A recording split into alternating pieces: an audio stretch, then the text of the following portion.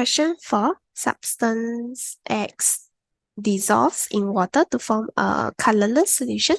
This means that substance X is a soluble salt. And all the options, they are soluble. So we can't eliminate any answer from here.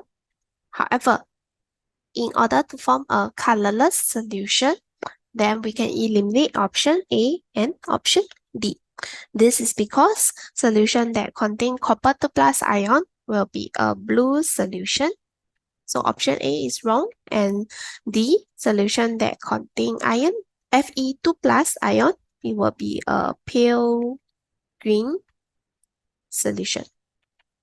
Okay, so we have to know the color of the solutions.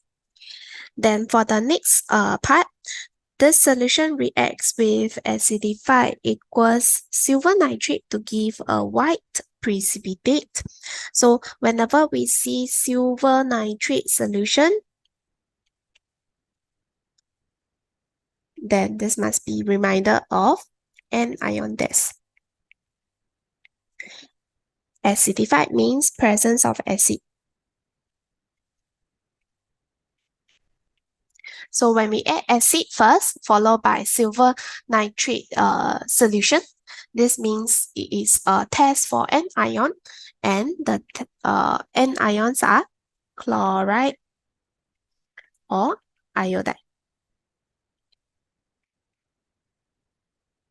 So the observation will be either a white precipitate,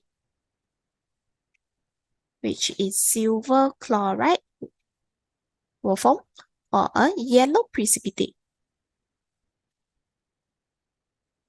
which is silver iodide.